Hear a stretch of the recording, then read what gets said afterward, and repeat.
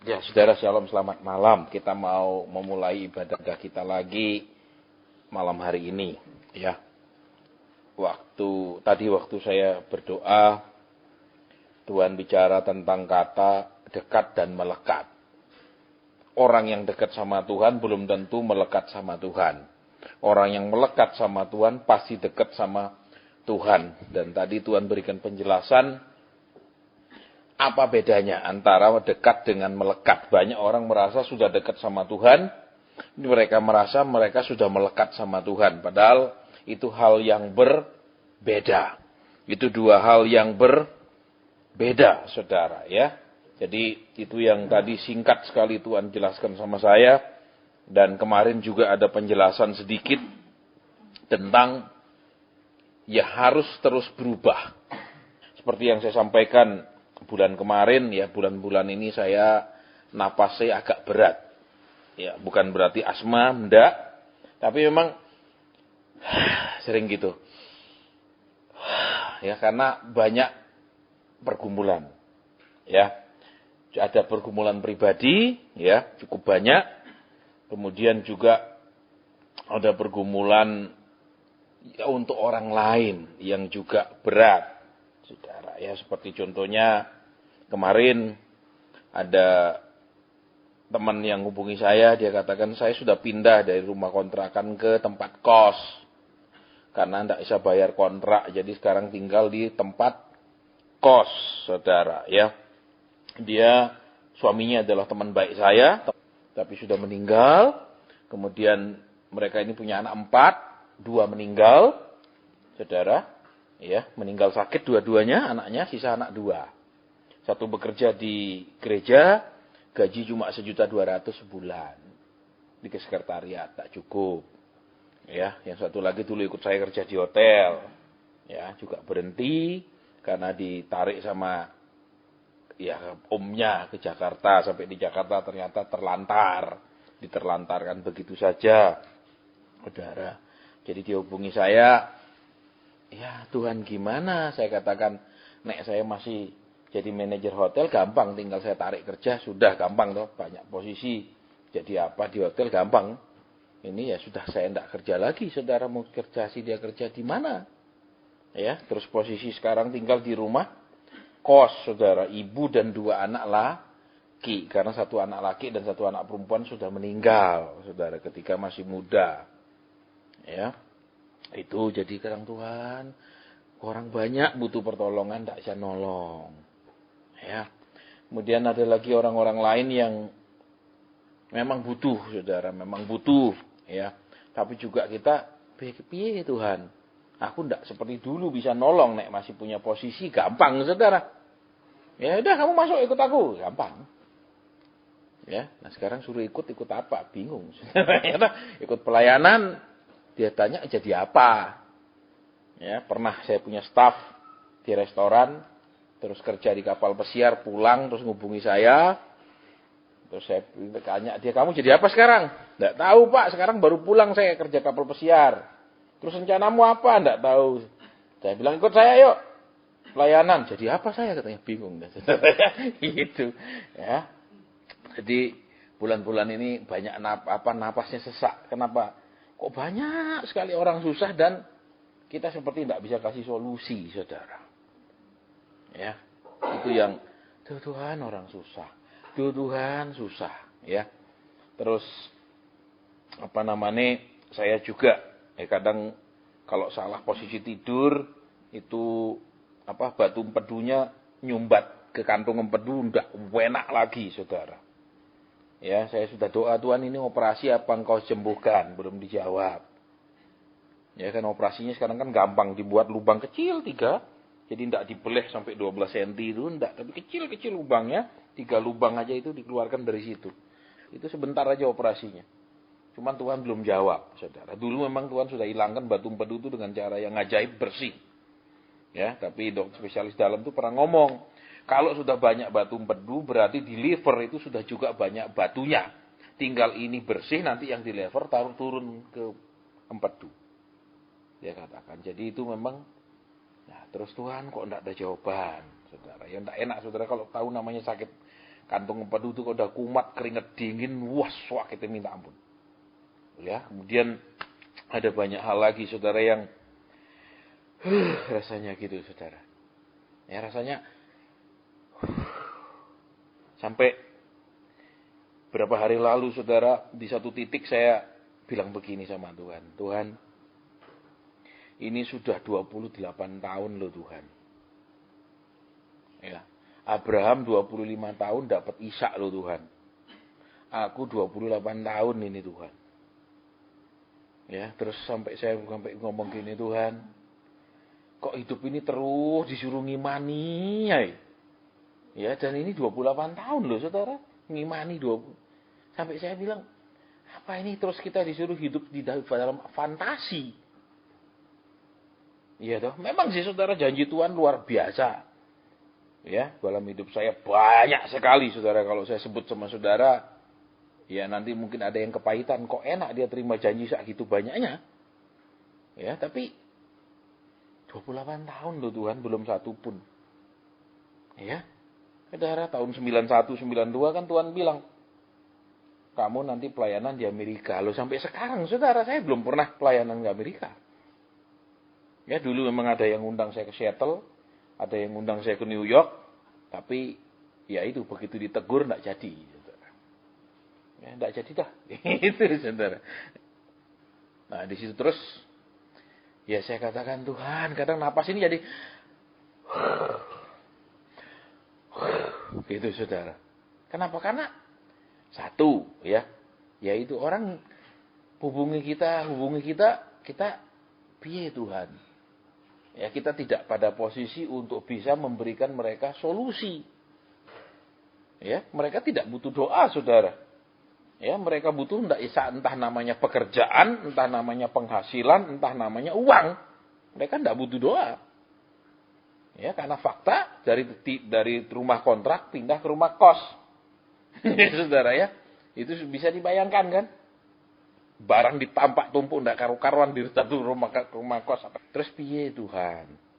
Nah, terus saudara, Tuhan ingatkan tentang melekat dan mendekat. Nah, sekarang kita mau lihat tentang dekat. Saudara rajin berdoa, kita dekat sama Tuhan. Kita pergi gereja, semua kegiatan gereja seakan-akan kita dekat sama Tuhan. Nah, sekarang contohnya begini saudara ya. Kedekatan kita sama Tuhan tidak merubah apapun dalam hidup kita kalau hanya berupa bentuknya kedekatan. Contohnya, ini dua pohon yang pernah saya lihat ya saudara ya, yang pernah disambung, dicangkok sambung itu loh.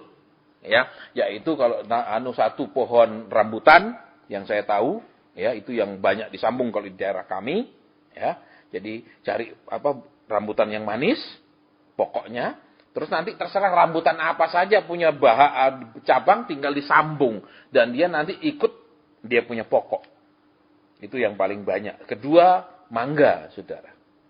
Yang di daerah kami yang paling banyak. Walaupun banyak pohon lain lagi yang bisa dicangkok. Nah, lihat sekarang, saudara. Ini satu, saudara ya, pohon rambutan biasa. Ya. Yang kedua, kalau di daerah kami namanya pohon rambutan macan. Buahnya besar, bulunya juga lebat, panjang-panjang. Itu isinya kalau saudara gigit, itu terlepas langsung dari bijinya. Sekarang saudara lihat. Sebelahnya pohon rambutan biasa, ditanam dengan jarak yang dekat dengan pohon rambutan macan.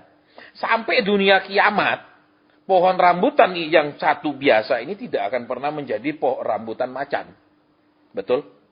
Betul. Nah saudara, dekat dengan Tuhan itu tidak merubah banyak hal dalam hidup kita. Karena kita hanya dekat. Makanya Tuhan katakan di firman Tuhan begini. Orang jahat dan orang baik juga menerima air hujan yang sama. Ada pernah dengar ayat itu? Tidak ada misalnya orang jahat, sebelah di rumahnya tidak turun hujan. Di orang yang baik, hujan terus. Itu tandanya, wah ini orangnya sungguh-sungguh sama Tuhan, dapat hujan terus loh. Sebelahnya pas tetangga kering. Tidak kan? Jangan lihat saudara, hujan yang turun, ya, pohon butuh air kan? Diserap, betul. Tapi lihat sekarang, rambutan yang kecut dikasih hujan 100 hari 100 malam, buahnya bisa jadi manis? Enggak bisa. Buahnya akan tetap kecut, betul apa ya? Nah saudara lihat, Apapun kebaikan Tuhan, kasih Tuhan, berkat Tuhan, kemurahan Tuhan, pertolongan Tuhan, apapun namanya yang dicurahkan dalam hidup kita, tidak akan merubah karakter kita, tidak akan merubah hati kita, tidak akan mengubah rohani kita, tidak akan merubah motivasi hati kita, tidak akan merubah perbuatan kita. Saudara. Ya, tadi sore waktu saya doa, ya kan saya kondisi berat, saudara. Saya bisa aja khotbah sembarangan, orang tidak tahu kok. Saudara, Tuhan itu bukan mengurapi kami hamba Tuhan, Tuhan mengurapi firman-Nya. Ya, tapi kami tahu kami dalam kondisi rohani kurang sehat. Saudara, kondisi rohani tidak benar-benar fit. Lihat, makanya kembali dekat. Dekat itu tidak merubah apapun. Betul? Dekat itu tidak merubah, saudara. Tuhan tadi ingatkan. Ya banyak orang merasa dekat dengan aku. Berdekat, datang ibadah, suka doa, suka baca firman. Tapi itu cuma berupa kedekatan dan tidak merubah apapun. Beda dengan melekat. Kalau melekat, saudara, seperti pohon yang dicangkok itu. Ya, yang saya tahu persis, kalau saya tidak pernah lihat orang cangkok anggur. Karena di daerah kami sedikit sekali ada beberapa yang nanam, tapi sedikit. Dan saya tidak pernah lihat dicangkok. Kalau yang saya paling sering lihat itu, istilahnya di sana namanya disambung. Cari misalnya ini pohon apa yang manis sekali, ya, ditanam dari dia punya biji, sudah tumbuh lumayan, dipotong bentuknya huruf V, ya, terus ambil apa dahan yang manapun dari pohon rambutan apapun, saudara, disambung. Nanti rambutan yang tidak jelas, tidak karuan rasanya, tidak karuan bentuknya, akan menghasilkan persis seperti dari pokoknya. Jadi saudara dan saya terima kebaikan Tuhan. Itu tidak merubah saudara dan saya. Cuma merubah mungkin suasana hati. Dari susah jadi senang. Ya toh? Dari banyak masalah jadi enteng otaknya. Ya kan? Dari ruwet pikirannya jadi happy. Ya kan? Seperti hujan itu kan? Hujan tidak merubah pohon anggur yang kecup jadi anggur yang manis. Ingat. Tadi jelas Tuhan ajar saya tentang dekat. Orang banyak merasa sudah dekat sama Tuhan dengan cara berdoa, dengan baca firman. Itu namanya dekat, mendekat, dekat. Terus ibadah yang rajin. Tuhan bilang itu tidak penting yang seperti itu. Kasarnya itu bukan intinya. Yang paling penting itu adalah dicangkok. Karena kalau dicangkok, saudara, seneng tidak seneng, ini potongan dahan liar ini harus berubah total segala-galanya. Contohnya tadi seperti buah rambutan. Kalau dia dari rambutan biasa, saudara, ya, rambutan biasa yang seperti itu loh, yang kecil-kecil yang banyak dijual di pinggir jalan, enak juga apa namanya? Binjai itu, kalau di daerah kami tidak ada. Itu besar-besar kalau daerah kami. Itu hampir 3 kali lebih besar dari yang binjai itu. Dan bulunya pun lebat, bagus kelihatannya. Di rumah saya pun ada satu pohon. Kalau ini binjai sekarang dicangkokkan ke pohon rambutan macan itu, dia akan berhenti jadi pohon rambutan binjai, dia akan menjadi rambutan macan. Kenapa saudara? Sifat-sifat genetiknya semuanya akan berubah, bukan hanya dari buahnya dia akan berubah menghasilkan buah yang berbeda. Tetapi saudara lihat dari bentuk dari batangnya dia akan berubah, saudara. Ya terus apa lagi saudara? Dia senang tidak senang harus mau menerima semua sifat daripada batang ataupun daripada pokok itu. Nah saudara dan saya sekarang lihat. Ya. Saudara dan saya harus senang tidak senang mau menerima segala sifat genetik daripada pokok anggur yang benar itu. Misalnya, kita nggak sabar, harus menjadi sesabar pokok anggur yang benar itu. Saudara, kita punya motivasi nggak benar, harus menjadi semurni pokok anggur yang benar itu. Terus, karakter-karakter kita harus menjadi seperti pokok anggur yang benar itu. Nah, selama ini kita hanya dekat, saudara. Tidak melekat. Selama ini kita sudah merasa melekat sama Tuhan. Padahal saudara lihat, karena hatinya melekat kepadaku, maka aku akan meluputkannya. Tuhan tidak bilang karena dia dekat dengan aku, tapi karena melekat. Karena seperti pohon yang dicangkok itu, saudara, dia harus bisa menerima segala perubahan Saudara, dia harus menyesuaikan diri, dia harus menerima semua dari pokok anggur, dia tidak boleh tolak. Contohnya, katakan, buahnya kok kecil-kecil seperti binjai. Ya, tapi rasanya seperti rambutan macan. Nggak cocok. Kenapa? Berarti ada sebagian sifat yang tidak dia terima. Ada sebagian sifat yang tidak dia rubah. Saudara, berarti apa ini bicara tentang firman Tuhan katakan, hendaklah hidupmu berpadanan dengan Kristus. Satu. Kedua, ini bicara tentang engkau harus dilahirkan kembali. Yang ketiga, Tuhan bicara, engkau dan apa di luar aku, engkau tidak bisa Wah, berarti apa? Saudara, kedekatan tidak cukup. Cuma dekat tidak cukup. Tapi melekat dalam arti, saudara, bersedia, rela, ikhlas, menerima semua yang akan dialirkan oleh pokok anggur. Halo?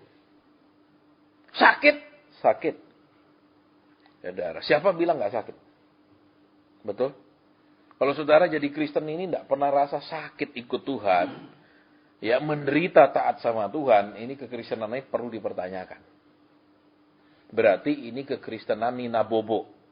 Ngerti nama Nina Bobo? Dikhotbahkan. Pokoknya saudara sudah datang, Tuhan memperhatikan dan Tuhan sayang saudara. Dia sekarang sedang memerintahkan malaikat yang memegang kunci perbendaharaan untuk membuka itu gudang perbendaharaan dan memberikannya kepadamu. Ah, itu Kristen Nina Bobo. Tahu saudara? Terus kedua, walaupun kau bekerja dari pagi sampai malam, sekarang kau mau sampai pagi mencari hadiratnya. Dia memperhitungkannya. Itu khotbah Nina Bobo. Saudara, itu khotbah cuma enak-enak gitu tok, saudara. Ya, kalau saya dari dulu dengar khotbah begitu, saya sudah murtad, saudara. Benar, kenapa? Karena hidup saya tidak ngalami khotbah Nina Bobo, saudara.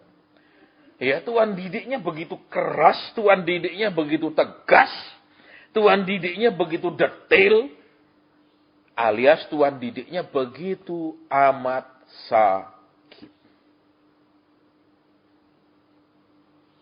Ya. Kan saya sudah bilang sama saudara pada bulan kemarin, saya bilang Tuhan aku tidak layak melayani.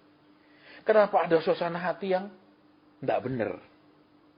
Saudara, ada hati yang lagi perlu dibersihkan, perlu dibereskan. Ini tidak layak Tuhan. Tapi untuk bisa membersihkannya kayak apa? Ini sakitnya kayak gini Tuhan.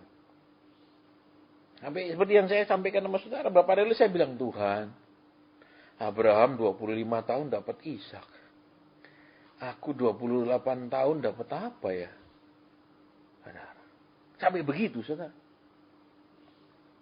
Ya. Kenapa sakit saudara? Ya. Kenapa? Karena kembali. Ya, carang liar yang dicangkokkan itu harus mengadakan perubahan total. Dia tidak bisa bilang, saya dulu ini carang liar. Jadi kalau ada kekurangan, kalau ada ketidaksesuaian, kalau masih ada perbedaan, ya dimaklumi karena saya ini carang liar. Saya ini bukan dari pokok anggur yang benar. Tidak bisa. Karena dia sudah dicangkokkan, berarti dia harus berubah total. Makanya jangan berharap bisa banyak kalau pengajaran seperti ini. Ya, karena kita punya segmen pasar berbeda. Saudara tidak akan lihat orang pakai tas Hermes banyak. Hermes palsu banyak. Ya toh? Tapi kalau tas kelas 50.000 congkok, itu saudara akan ketemu banyak sekali. Kalau tas LV banyak. Ya kan banyak, wah tas LV. Kapan-kapan saudara pergi Swiss, ya kota Zurich. Saudara pergi ke namanya Bahnhofstrasse. Dari stasiun kereta api, ya turun, itu lurus jalan 1,5 kilo, saudara akan ketemu Danau Zurich. Saudara berdiri aja, semua pelayan toko itu rata-rata tasnya LV. Pelayan toko semua bawa tas LV biasa. Itu tas pelayan toko, saudara. Cuman kalau di Surabaya itu tasnya taci-taci. Ya, saudara, di sana itu pelayan toko toh. Saya lihat harganya. Oh, sekitar harga di situ sekitar 6 juta uang sana, saudara. Dalam arti uang sini di total kursnya 6 juta. Kalau sini kan 15-an. Karena cuma 6 juta. Ya, sedangkan saudara tahu di Swiss itu pendapatan per kapita terendah 1 bulan itu dulu 52 juta uang sini. Jadi dia kerja cuma 3 hari dia beli tas LV. Ya, nah kembali ke sini dulu saudara, sekarang. Jadi kalau kita datang kepada Tuhan, ya, itu tidak mengubah kita. Betul? Loh, yang berubah apanya? Nasib, keuangan. Itu loh yang berubah. Betul? Loh, orang pohon tidak dicangkok kok. Betul. Buahnya tetap akan sama, rasanya tetap sama, teksturnya sama. Saudara, tapi kalau dicangkok, dia akan ikut pokoknya. Jadi, saudara dan saya kalau sekarang datang cari Tuhan, ya mungkin karena sudah dekat, ekonomi berubah, karir berubah, ya toh, keuangan berubah, mungkin mobil berubah, lebih bagus. Ya, yang lain-lain berubah. Kitanya, tidak jelas. Tapi kalau dicangkok, kitanya yang berubah. Itu bedanya, saudara. Ya, kita yang berubah. Kan katanya taat itu diberkati, betul? Kalau kita taat sepeda motor ganti mobil, ya toh? Kalau taat mobil ganti Innova terbaru. Kalau sudah dapat Innova terbaru, besok ganti Lexus terbaru. Kan gitu yang diajar. Ya, nyeneng no Tuhan, nuruti mau Tuhan itu berat. Loh, seperti orang bilang, Pak Hasan, kenapa tidak mau khotbah di situ? Loh, Tuhan bilang kamu tidak usah khotbah di situ. Tidak usah khotbah di situ. Kenapa? Karena dia tidak mau aku rendahkan, kata Tuhan. Jadi kamu tidak boleh ke sana. Loh, ayo. Aneh loh. Tapi Tuhan, orang lain kok, kau tidak ngomong pendeta lain khotbah situ kok baik-baik aja semua. Aku kok tidak boleh. Ini baru 1-2, belum saya cerita panjang, saudara.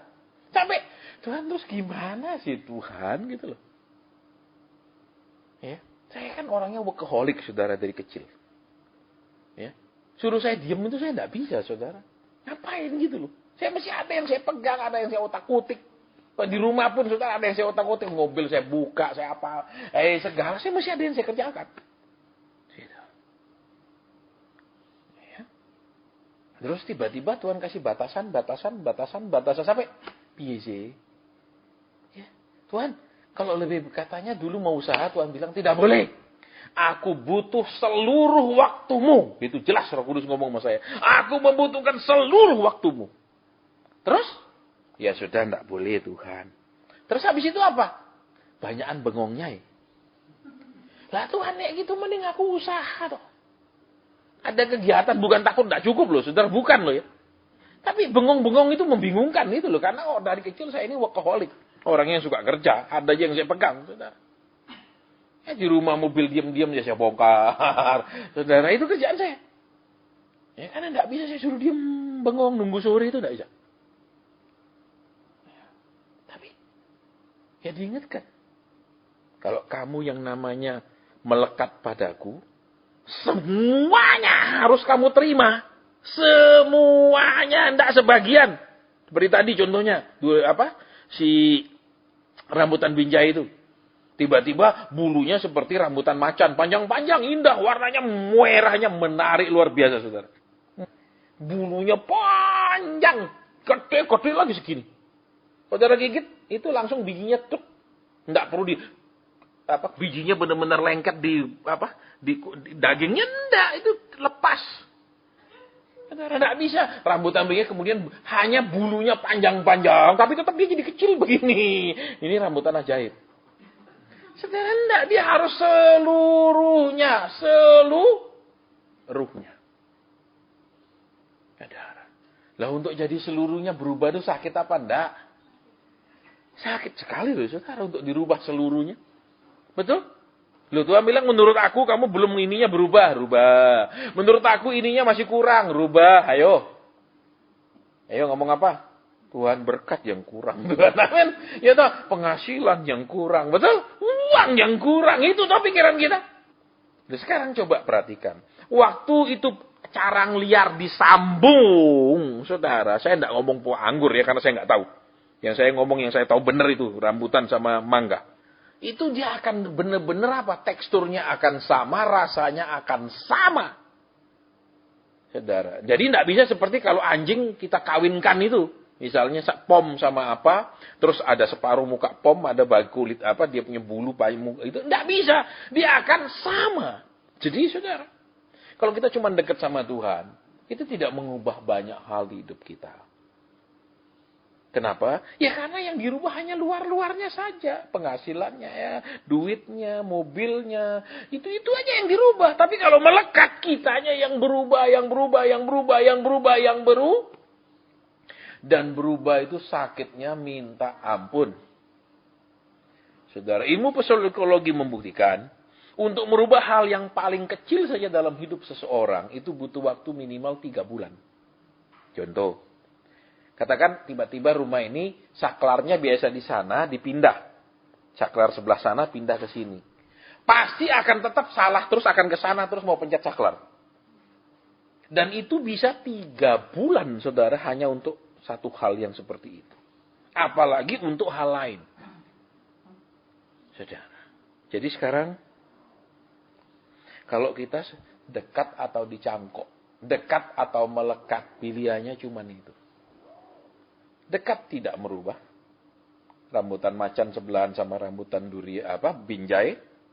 Itu tidak akan merubah binjai jadi macan, macan jadi binjai. Betul?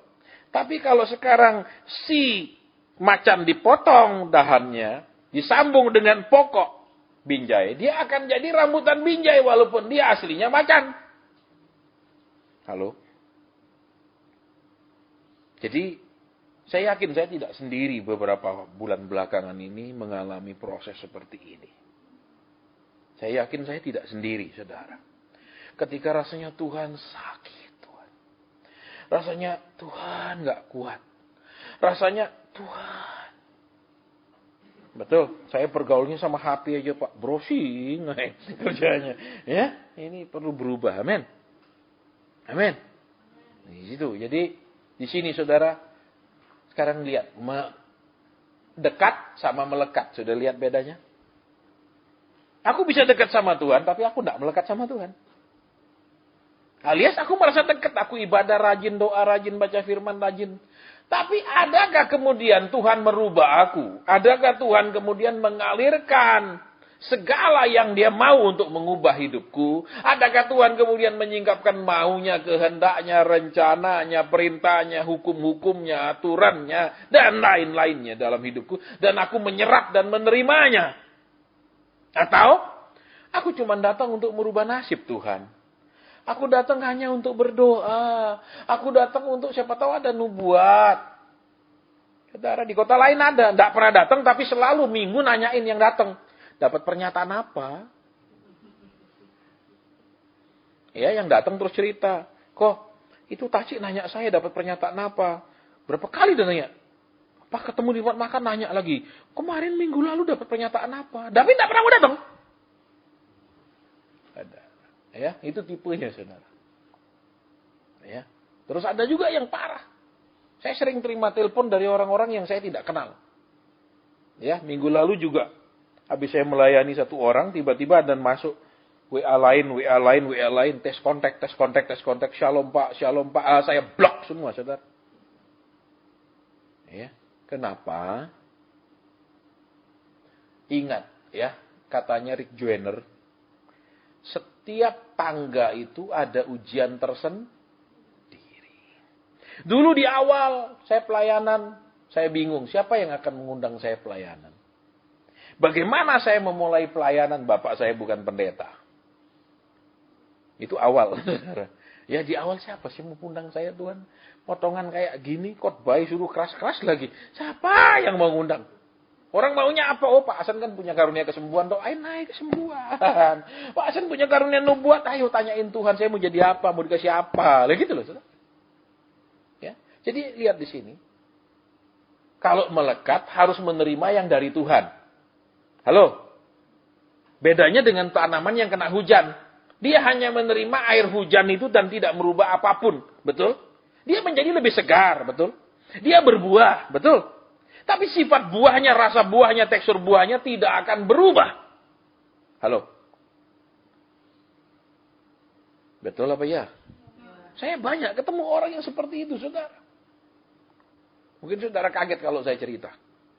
Ketika saya terima mobil itu, saudara, orang yang kasih saya mobil itu bilang, Pak Hasan, saya malu kalau saya kasih Pak Hasan mobil yang jelek. Malu saya, Pak Hasan. Jadi ini saya kasih, terus saya sudah perbaiki semuanya. Ini kuncinya, ini BPKB-nya.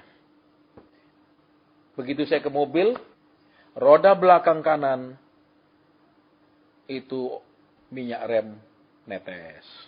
Bawa ke bengkel bongkar, Pak, ini bukan hanya pom bawah itu loh yang dibawa punya. Tabung bawah itu aja yang diganti. Ya. Ini semua as roda harus ganti 4-4, Pak. Depan belakang. Udah, oke, belikan ganti semua. Terus udah itu ini ampere minyak ampere panas naik terus. Ya. Bawa ke tukang radiator, dia bilang, Pak, ini radiatornya untuk cc 1000, lah ini 4300 cc, Pak. Ini radiator harus ganti radiator yang benar. Belikan lagi 3 juta. Begitu jalan, saudara, power steering bocor, servis berkali-kali. Sampai yang servis bilang apa? Pak, ini dulu orangnya sudah pernah bawa ke sini. Saya bilang ini nggak bisa dipakai. Saudara bayangkan. Ini tidak bisa dipakai, tapi orang yang ngotot tetap pasang power steering itu. Itu saudara. Terus saya cerita lagi sama saudara. Ya, biar saudara tahu yang namanya taat sama Tuhan tuh. Jadi jangan saudara dengar khotbah taat langsung dapat duit, taat itu maaf. Ya, itu pendeta bluffing. Tahu nama saudara nama bluffing? Gemblung, ngomong kosong. Saudara. Terus apa saudara? Baru jalan mesin tak. Bawa ke bengkel lain, turun mesin lagi. Saudara tahu saya habis berapa? 100 juta. Saya penasaran, saudara. Kenapa? Karena mobil ini dicat di tukang cat, tukang bangun hardtop yang mahal. Tapi kenapa kualitasnya seperti ini? Kan tanda tanya saya ada sesuatu nih. Saya pergi ke bengkel itu bertanya. Begitu saya sebut nama bapak yang kasih saya mobil, pemilik bengkel punya muka kayak pantat ayam mau bertelur. Bener-bener nggak seneng. Akhirnya dia cerita, Pak, ini cuma dicat di sini, Pak. Hanya dicat. Servis mesin apa tidak di sini, Pak. Rupanya terlalu neken harga, sehingga pengerjaannya tidak standar. Sekarang mulai meletek. Ini orang yang kasih saya karena semua nubuatan Tuhan terjadi. Tuhan bilang, pabrikmu produksi ini. Oh iya Pak, kami tidak produksi itu. Produksi booming di pasaran. Pabrikmu masih tambah mesin bentuknya kayak gini. Oh itu mesin anu Pak. Beli. Oke, saya pesan di Tiongkok. Datang mesin booming. Masih bikin kayak gini bentuknya. Ada Pak, memang ada orderan seperti untuk barang itu. Tapi saya belum buat. Bikin. Booming. Pertama saya ketemu sama dia, Tuhan bilang, kamu akan punya pabrik kedua dari sini ke timur sebelah kiri jalan. Dan sudah dia terima itu tempat. Kasihnya, mobil yang saya harus tambah 100 juta untuk bisa jalan. Jadi di sini saudara, di awal pelayanan kita akan bingung siapa yang ngundang kita. Tapi kemudian di level yang lain lagi kita akan melihat Tuhan, layakkah kita orang ini dilayani. Dulu saya doa gini, Tuhan, siapa yang kau mau tolong pertemukan dengan kami. Hasilnya saudara dari pagi sampai malam, saya tidak berhenti pelayanan. Sampai saya bilang, Tuhan, nek begini aku mati muda. Nyesel aku jadi hambamu kalau begini. Kenapa saudara? Jam 1 malam itu baru mulai mau konseling ada loh, jam 1 malam. Itu baru mau mulai, saudara. Saya bilang, Tuhan, nek gini aku nyesel. Terus waktu doa, Tuhan bilang, kan kamu doa, siapa yang aku mau tolong supaya ketemu lah. Banyak yang aku mau tolong. Loh, keliru berarti Tuhan doanya gitu. Jadi bagian doanya harus, Tuhan, siapa yang menjadi bagianku untuk kulayani. Yang bukan bagianku nyingkir sana jauh-jauh. Keliru karena tidak sekolah Alkitab, saudara. Dan saya yakin juga di sekolah kita tidak diajar doa begini. Betul? Kan saking tulusnya. Siapa yang kau mau tolong Tuhan. Pertemukan. Iya ketemu semua saudara yang memang Tuhan mau tolong. Nah orang banyak ada kan di sini. Pak Sen, pokoknya saya dapat pabrik itu, nanti saya kasih si Avi. Dapat pabrik ya menang. Loh ini kita nyata saudara. Kalau saya mau sebutkan, aduh terlalu panjang saudara. Makanya Tuhan katakan apa? Terkutuklah orang yang berharap kepada manusia. Makanya perpuluhan juga salah satunya. Bukan karena itu doktrin gereja perjanjian baru. Tapi doktrin karena satu, tidak percaya pemeliharaan Tuhan. Kedua, roh tamak. Tidak cukup dengan persembahan-persembahan biasa. Kita belajar, saya makanya belajar saudara. Sejarah gereja awalnya kayak apa sih? Tahun 777. Raja Charlemagne mendeklarasikan harus mengembalikan perpuluhan. Bukan seorang bapak gereja, tapi seorang pemimpin sekuler. Raja Charlemagne. Makanya kalau saudara lihat sekarang, gereja mula-mula tidak ada perpuluhan. Dari mana? Saudara akan lihat dari buktinya di gereja Katolik. Gereja Katolik tidak mengajarkan perpuluhan. Karena apa? Karena gereja mula-mula sampai tahun 777 memang tidak ada pernah mengajarkan perpuluhan. Gereja Katolik berdiri di abad ke-6. Maka dia tetap memegang sistem gereja mula tidak ada perpuluhan. Jadi kalau kita percaya Tuhan pelihara, tidak usah ngomong perpuluhan. Itu satu ketidakpercayaan. Kedua, kalau kita merasa lewat persembahan biasa aja cukup, tidak usah kasih perpuluhan terus-menerus. Saya punya anak rohani, ketika dia tanya sama saya, perpuluhan saya harus bawa kemana? Saya jawab sama dia. Di mana digerakkan ke kantor sana? Gerakkan kemana? Saya tanya. Saya gerakkan bantu anu. Ya bantu sana. Udah. Padahal saya bisa bilang, aku bapak rohanimu. Betul? Yang suruh kamu import ini siapa? Aku. Betul? Yang bikin kamu tahun 2009 cuan 30% seluruh stok barangmu yang sekian ratus kontainer siapa? Hasan. Bisa loh. Jadi sugih saya saudara. Betul? Tapi satu, percaya Tuhan pelihara. Tidak usah ngomong perpuluhan. Kedua, tidak usah tamak. Ya beberapa bulan ini ada seorang pengusaha. Ya berapa kali dia ingin ketemu saya. Ya akhirnya ketemu. Kita makan siang bareng. Terus dia cerita saudara. Pak Asen saya ujung-ujungnya asar bergaul sama hamba Tuhan. Ujung-ujungnya uang. Ya memang kau diketahui sebagai pengusaha besar, gimana ndak urusan uang? Ya ujung-ujungnya saya kecewa Pak Asen. Nah, ya salahmu toh. Betul saudara, salahmu nek kau bergaul sama yang perlu uangmu, ya memang mereka perlu uangmu. Ya, terus dia datang di kitabnya doa malam, dia lihat break, loh kok cuma ada teh Pak Asen? Besok saya bulan depan saya sumbang makanan apa? Tidak boleh. Ya katakan, kita tidak kurang yang nyumbang, saya bilang. Tiap ibadah kita makan kok. Tidak kue, makan saya bilang. Tapi sudah tidak boleh. Supaya kenapa? Datang memang hanya untuk menyembah. Kan ada saudara, saya lihat itu datang, ambil piring, mangkok paling dulu. Ngisi paling gila segunung. Dia tidak lihat yang belakang-belakang. Itu di belakang dia kan masih banyak orang yang ngantri. Gitu loh saudara. Tidak berhenti, pokoknya hanya teh. Sekarang hanya ada teh. Tehnya pun tidak sasetan kayak gini. Sudah pakai yang gede itu. Itu tuh udah tinggal minyak keluar. Mau tambah gula itu gulanya. Udah.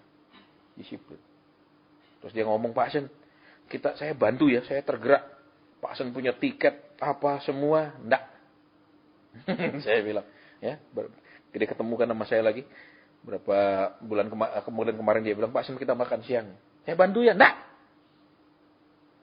Dia kemarin lagi suruh temannya hubungi saya. Kok itu hotelmu semua ya? Enggak.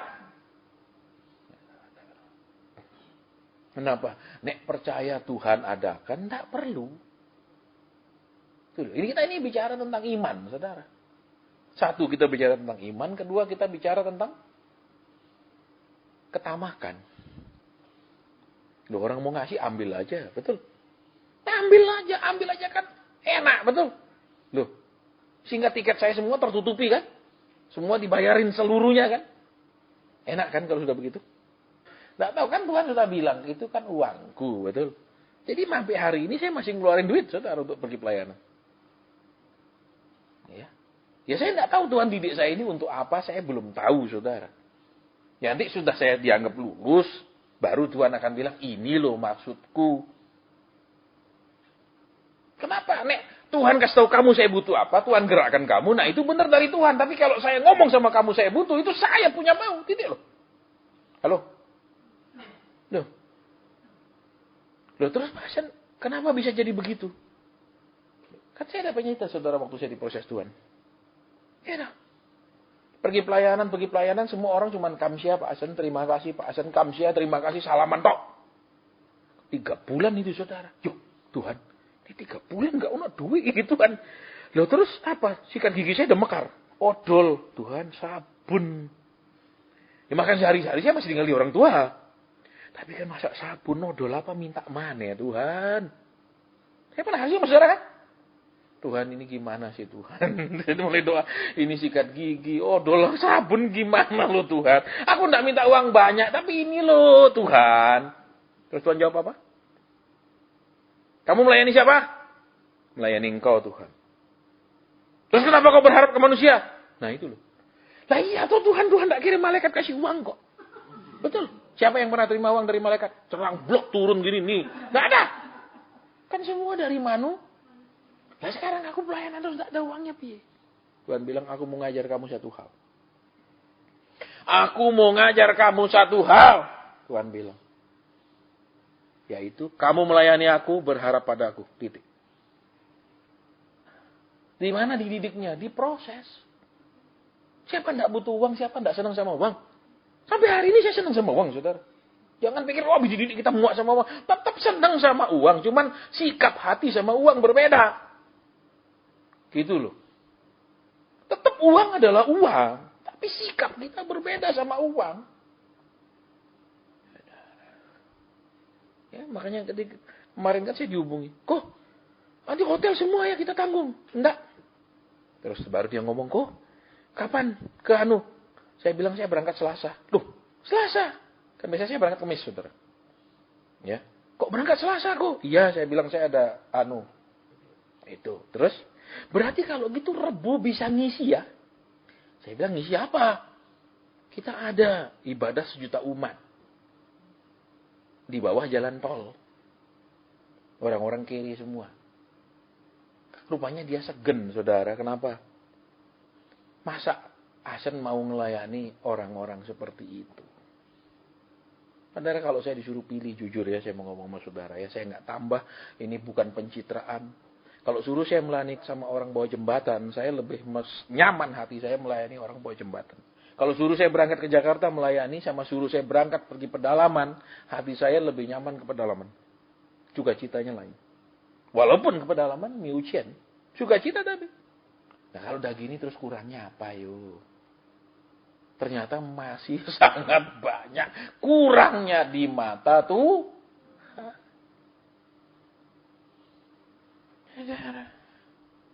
Sangat banyak kurang di mata Tuhan.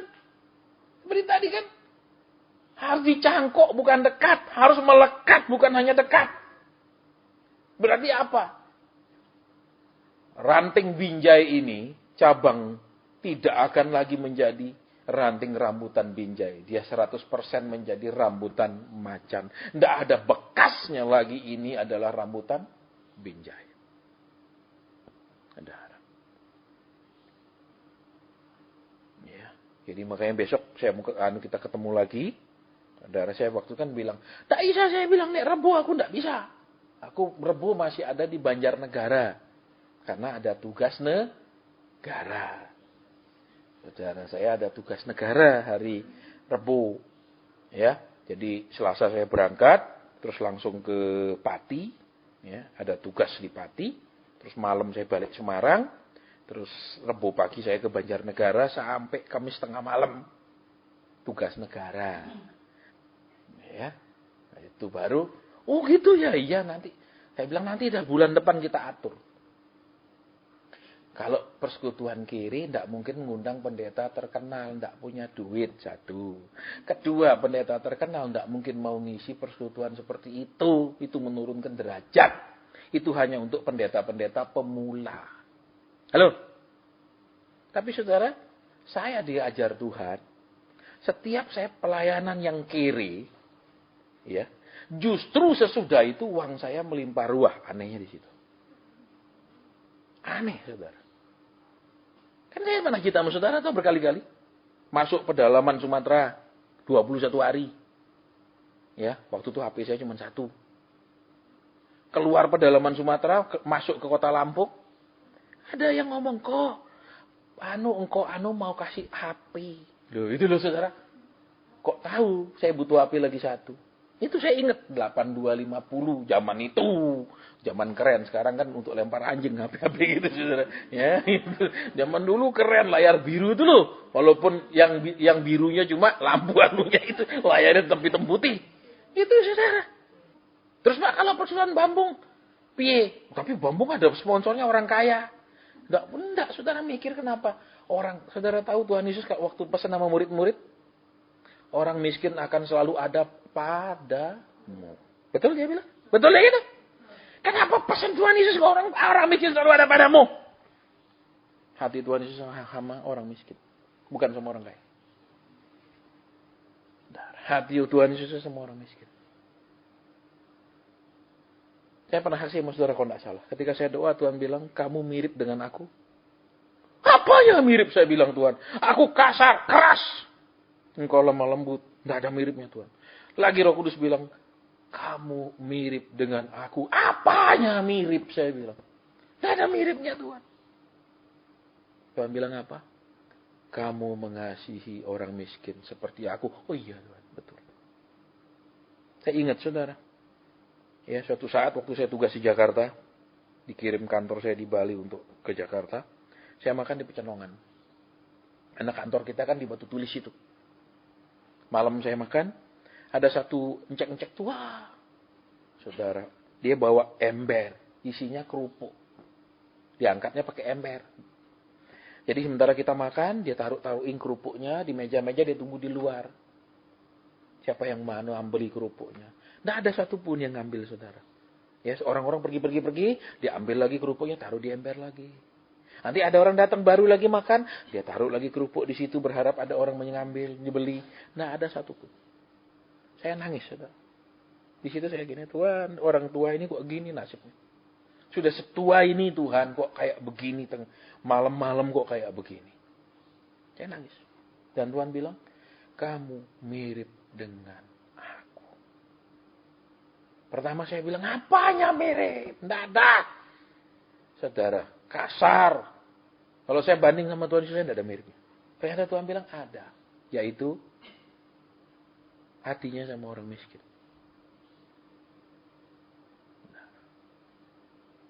Nah sekarang saudara sama Tuhan Yesus ada miripnya enggak? Apa yang mirip? Apa yang mirip? Sampai Tuhan bilang kamu mirip dengan aku. Waktu Tuhan bilang itu saya nangis. Iya Tuhan, aku tidak bisa lihat orang yang miskin. Nah, jadi ayo sekarang. Dekat hanya menghasilkan perubahan luar. Tapi melekat menghasilkan perubahan yang sangat banyak dan perubahan dari dalam. Dalamnya yang berubah. Saudara, sakit karena kita disuruh berubah. Betul, orang rumah tangga pun saudara. Kenapa sakit? Karena dia harus menerima perubahan. Masih pacaran, namanya ketika kita jatuh cinta tuh saudara, dunia ini indahnya. Benar. Yang pernah jatuh cinta. Ketika cinta bertemu dengan cinta. Ketika pacaran saudara, aspal pun kita lihat kayak pelangi. Betul. Kenapa? Karena kita kan ini prosesnya jatuh cinta. Bukan proses menikah. Tapi kalau sudah proses menikah, beda saudara. Adaptasi. Dan kita harus berubah. Kalau kita mengharapkan dia berubah aja sakit. Lamanya, susahnya, kerasnya. Apalagi kita yang berubah. Betul, saudara. Mengharapkan orang lain berubah aja kita sakit sekali kok. Iya apa ya? Saudara. Apalagi kita yang disuruh berubah. Dan Kristus katakan kita yang mesti berubah. Jelas kan? Tuhan bilang apa? Aku sama dahulu, sekarang sampai selama. Lah kamu yang mesti berubah, bukan aku, kata Tuhan. Ayo sekarang. Kita Tuhan bilang berhenti dekat saja, tapi melekat. Dan melekat, kalau yang sudah melekat berarti apa? Perubahan dalam segala sesuatu. Totalitas. Totalitas. Semuanya dirubah, semuanya dirubah. Makanya saya tidak bilang sama istri saya, aku tidak cerita banyak sama kamu. Sudah segini, berubahnya masih terus suruh berubah. Kenapa? Ya karena kembali. Iya dah. Pohon itu kalau dicangkok, buahnya akan persis seperti pokoknya. Semuanya berubah. Makanya saudara saya bersyukur tidak bikin malu Tuhan di situ. Ya, sampai ada satu pengusaha ngomong gini, ini saja hamba Tuhan yang tidak pernah minta-minta sama saya. Dia sampai ngomong gitu, ini dia yang tidak pernah minta-minta. Saya bilang terima kasih, aku tidak bikin malu bosku. Saudara bisa bayangkan, saudara kerja di perusahaan A, saudara terus minta-minta di bos B, itu bikin malu saudara punya bos. Bikin malu perusahaan di tempat saudara kerja. Saya bersyukur, dia bilang, ini satu-satunya yang nggak pernah minta. Wah keren loh saudara, pangkat begitu. Nggak jadi beli saudara. Betul? Tapi menderita loh saudara. Loh, menderita kenapa? Uang di depan mata loh, halo. Loh. Kedua, itu hak kue. Kenapa hak lo? Tuhan sampai suruh sampaikan dan semua pesan itu membuat dia untung begitu besar. Loh. Apakah kalau dia kemudian kasih kita salah? Enggak kan? Betul? Enggak kan? Ya iya dong. Tuhan bilang apa? Lembu yang mengirik tidak boleh diberangus. Halo? Loh, berarti sementara dia mengirik gandum itu, dia juga boleh mencicipi gandum itu kalau dia lapar. Halo? Sakit nggak bicara jujur? Sakit. Sakit nggak bicara benar? Sakit. Jangan bilang nggak sakit. Ya toh Pak Asen, ini perpuluhan bawa kemana? Ayo. Kalau bicara benar, kemana Tuhan gerakkan? Ngapain saya tinggal di rumah kos, mestinya rumah saya ada di Gerah Family? Bicara jujur sakit loh. Terus sudah sakit, masih berlanjut terus loh saudara. Ayo Tuhan tidak bilang, sudah nak, aku bangga cukup, tak kasih sekarang. Enggak loh saudara. Sampai bulan-bulan ini, istri saya sampai, kamu kenapa? Enggak. Karena kan kelihatan saudara nek tidur. Ya enggak pernah dia dengar saya seperti itu. Kamu kenapa? Enggak. Kenapa? Karena kan kembali. Betul, rambutan binjai ini harus 100% menjadi rambutan macan. Halo? Bukan rambutan binjai rasa rambutan macan. Bukan rambutan binjai dengan bulu rambutan macan. Halo? Jadi sekarang ayo. Sakit sekali. Berat sekali. Ya. Bikin putus asa? Ya, sering. Bikin down? Sering. Bikin putus harapan? Sering. Bikin hilang pengharapan? Iya. Terus bagaimana?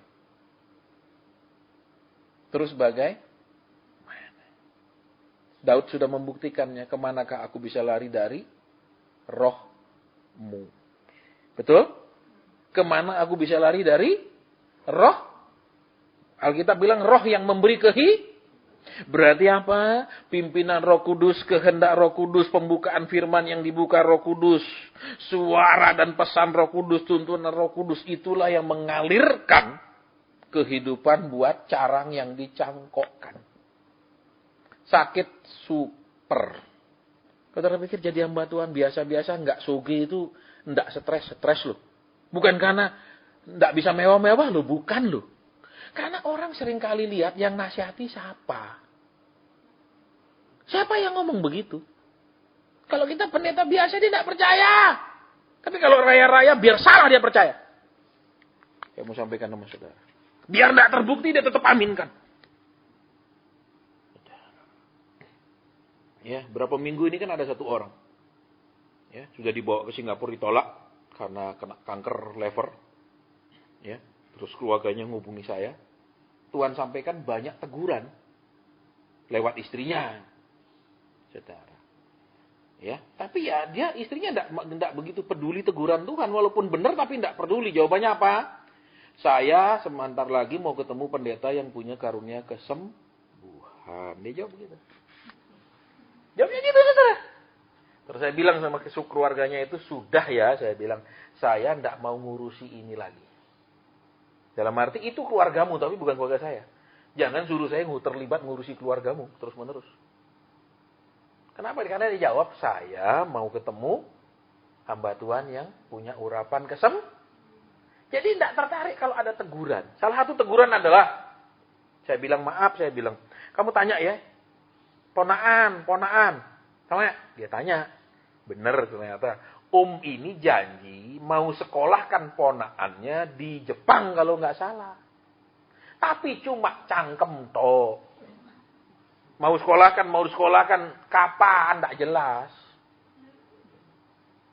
Nah, tapi terus sampaikan ke si tante kan, karena si om kan udah sakit parah nih. Tante ngomongnya apa terakhir? Mau ketemu hamba Tuhan yang urapan Saya bilang sama saudara dia punya keluarga, biasa perempuan, saya bilang. Seringkali ndak rela nek lakinya keluarkan uang untuk keluarganya. Butuh perempuan yang benar-benar bertobat, saudara, supaya rela suami mengeluarkan uang untuk keluarga suami. Saudara, pasti ini si tante nggak mau kasih keluar uang, pasti dah. Om kan mau keluarin duit nih. Tapi kan tante bilang, jangan. Itu ponaanmu, bukan ponaanku, betul? Loh iya toh? Saya bilang nggak usah diurus. Terus kemarin, kok tadi dilarikan ke ICU? Sudah, saya nggak ngurus, saya bilang. Kenapa, saudara? Nek Tuhan menegur itu mau pemberesan. Sekalipun misalnya dia tidak disembuhkan, dia mati nanti dijemput malaikat. Karena sudah Tapi tantenya bilang apa? Sebentar lagi mau ketemu pendeta kesembuhan. Dia pikir apa? Nggak usah dengarkan teguran Tuhan. Nggak usah dengarkan ajaran Tuhan. Nggak usah belajar pengajaran Tuhan. Kalau sakit, cari hamba Tuhan yang punya karunia kesembuhan. Kalau ada masalah, cari hamba Tuhan yang punya karunia nubuat. Kalau ada problem berat, cari hamba Tuhan yang punya karunia perkataan hikmat. Gitu aja, gampang hidup ini. Betul, saudara? Betul. Kayak gitu tuh mentalnya. Ya tahu. Makanya ini akan apa? Yang boleh datang setia itu hanya orang-orang yang memang pilihannya satu, benar-benar mau terus berubah. Atau yang kedua, benar-benar sudah tidak ada pilihan. Itu, saudara. Kenapa? Dan ada pilihan, didoain siapa aja nggak dijawab. itu aja. Ada dua kemungkinan aja.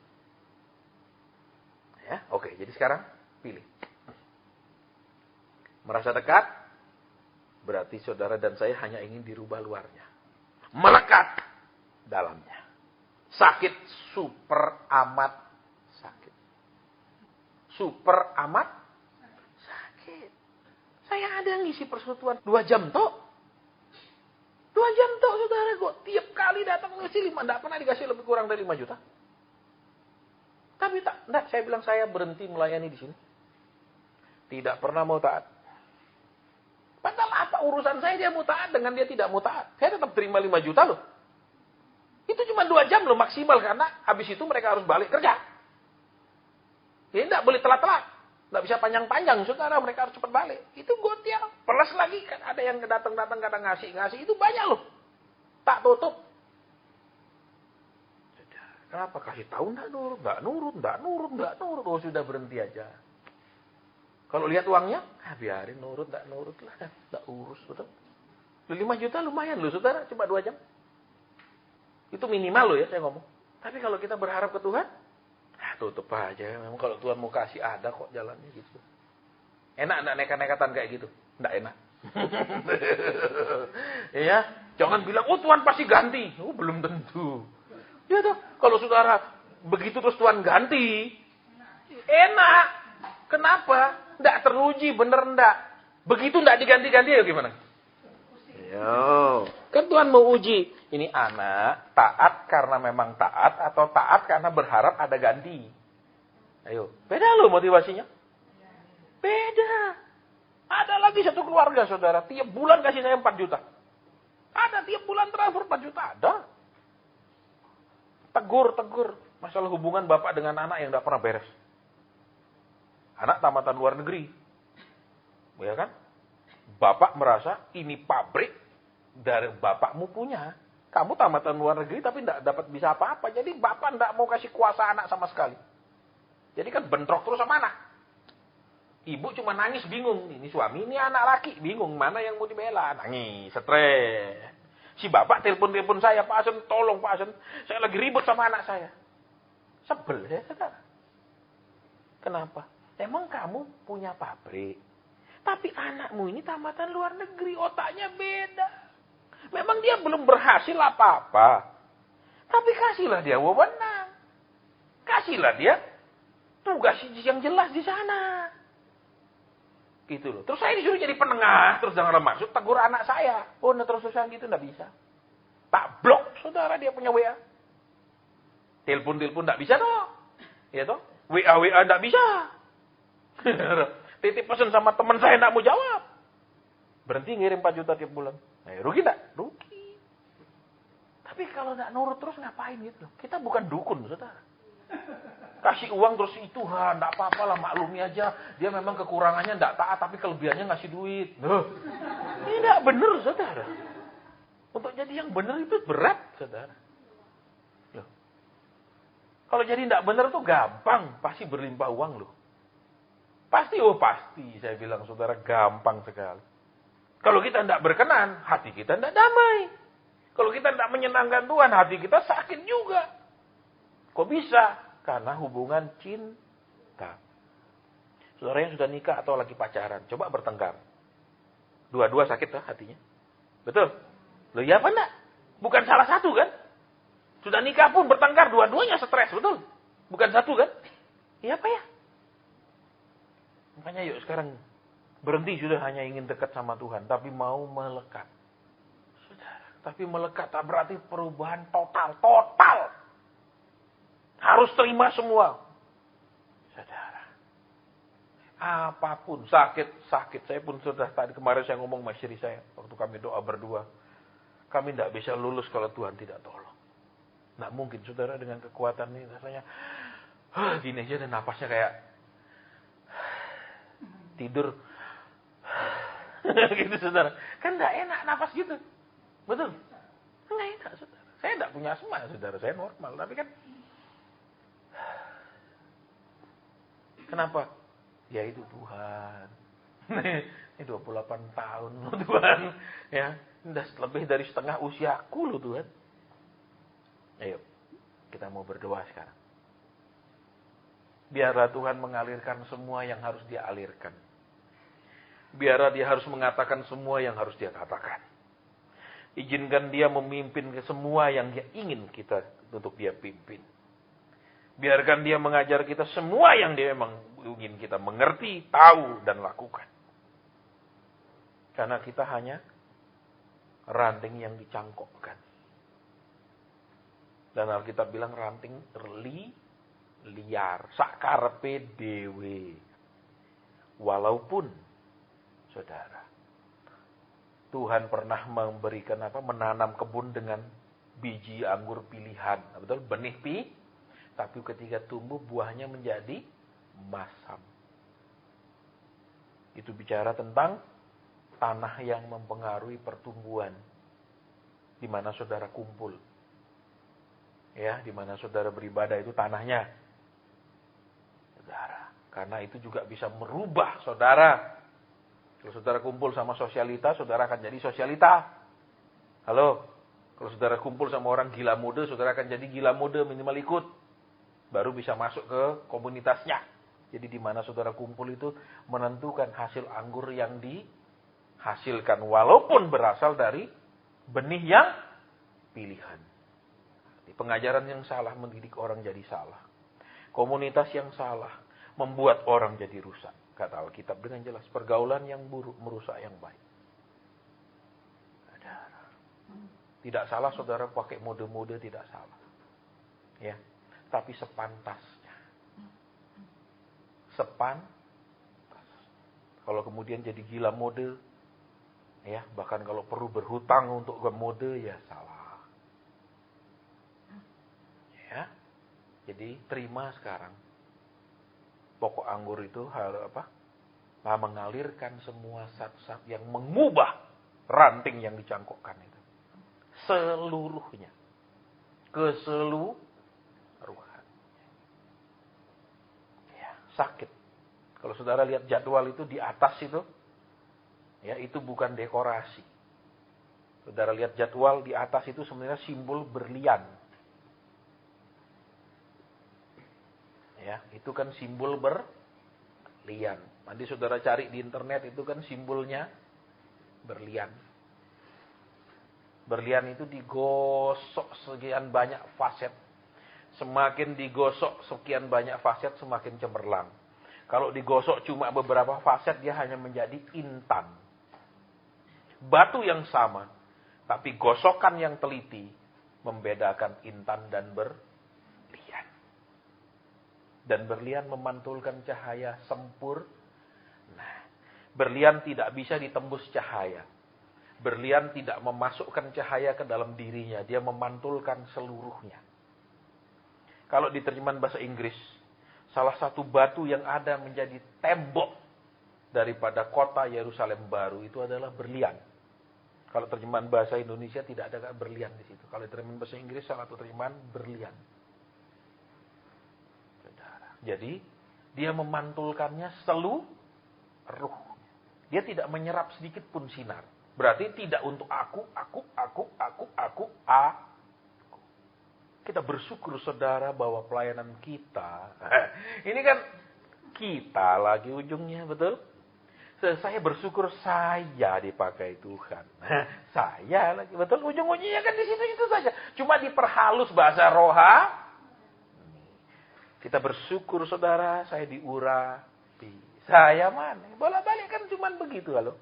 Dia bukanlah batu berlian. Karena berlian tidak akan tembus cahaya. Saudara. Ya udah pernah sampaikan sama saudara? Mau lihat berlian itu asli, apakah itu sirkon atau bukan? Ambil kertas putih, ambil pulpen, buat satu titik, tekan satu titik. Taruh berlian itu di atas. Kalau engkau tidak bisa lihat berlian titik itu berlian asli. Kalau engkau masih bisa lihat titik itu seberapapun cemerlangnya, itu pasti sirkon. Titik. Gampang. Ya, berarti dia mengembalikan semua kemuliaan kepada Tuhan. Itukah yang harus diikuti? Itukah yang harus diteladani? Karena itulah namanya kesuk. Saudara cari hamba Tuhan atau cari motivator itu aja. Kalau engkau cari motivator, engkau ingin orang-orang yang sukses. Kalau engkau cari hamba Tuhan, engkau ingin diajar yang benar. Siapapun dia. Sekalipun dia seperti Amos, hanya pemungut buah ara liar. Dia tidak punya kebun ara. Dia hanya pemungut buah, tapi dia hamba. Dah, kita break. Polemik tentang perpuluhan. Yang perlu saya jelaskan begini. Kadang juga Tuhan melalui Roh Kudus menyuruh kita membayar perpuluhan. Yes. Ya, saya mau ulang ini supaya saudara enggak kemudian, wah berarti tidak sama sekali, tidak. Kadang Roh Kudus bilang, kamu dapat segini, Tuhan ingatkan misalnya, ini untuk kamu kasih. Itu tidak salah. Karena Roh Kudus seperti itu. Yang salah adalah kalau kita mengajar dengan seperti menuntut orang bayar perpuluhan. Itu yang salah. Walaupun dengan alasan supaya engkau lebih diberkati. Supaya Tuhan buka tingkap langit. Itu salah tetap. Kenapa? Karena seringkali didorong oleh satu, takut kurang. Karena kan dalam pelayanan kayak seperti gereja, sudah ada persembahan tiap ibadah, betul? Sudah ada kan? Tetapi memang persembahan terbesar itu adalah perpuluhan. 80% lebih persembahan itu dari perpuluhan. Sisanya dari persembahan-persembahan sukarela, tatangan, dan lain. 80%. Makanya itu dipertahankan mati. Memang terkadang Tuhan insidental menyuruh saudara dan saya bayar perpuluhan. Sering, yes. Tidak salah kalau Roh Kudus suruh. Tolong perhatikan.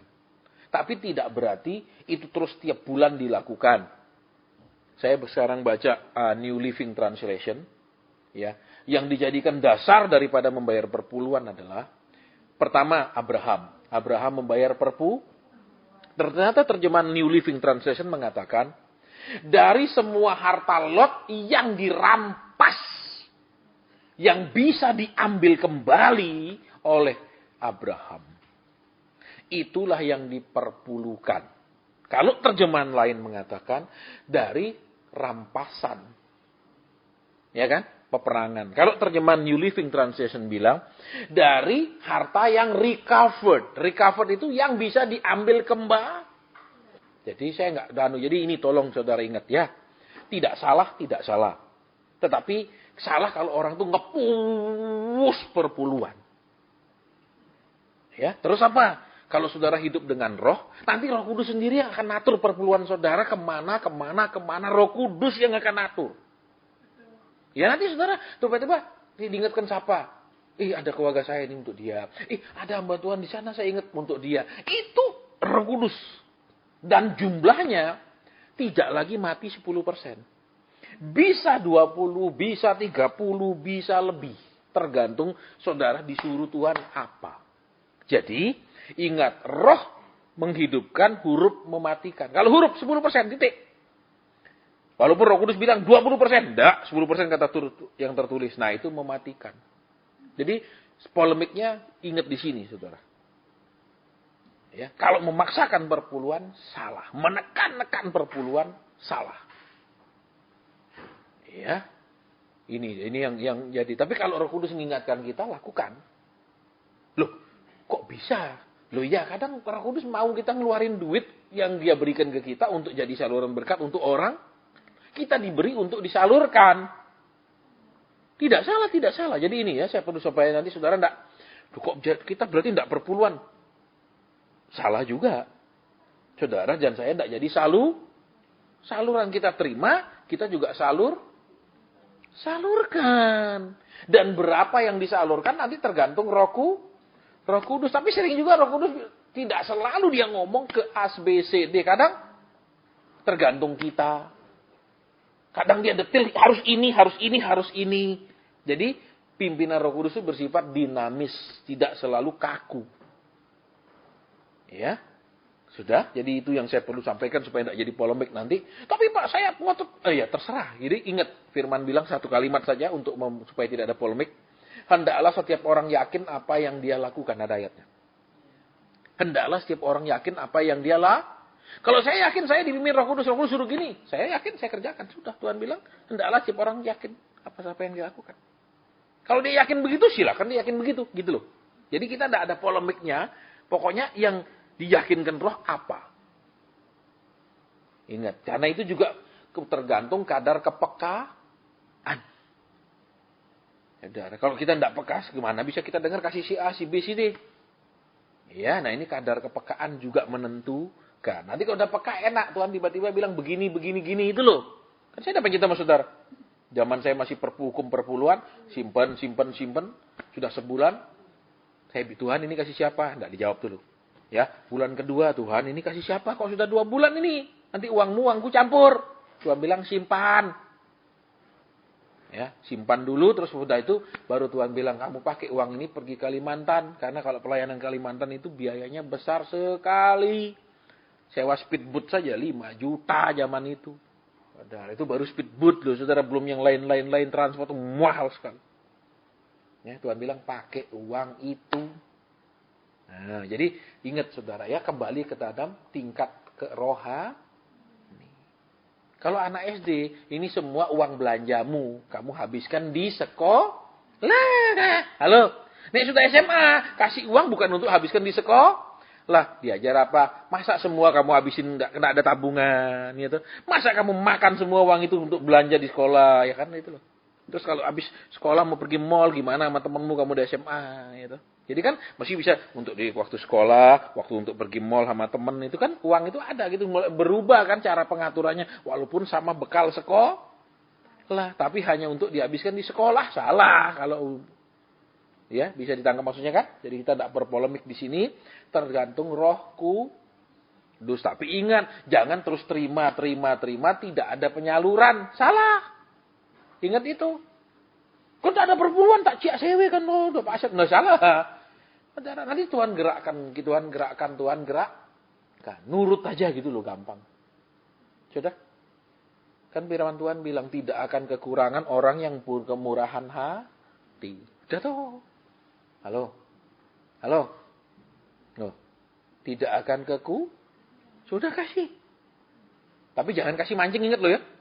Tuhan, saya kasih kembalikan. Lo baru belum aku terima sudah minta kembalikan. Betul. Aku terima enggak juga baru kau beginikan tanganmu. Betul? Sudah kembalikan. Makanya tidak ada deklarasi, ingat. Ya, deklarasi perpuluhan. Ambil, pegang, angkat tinggi-tinggi.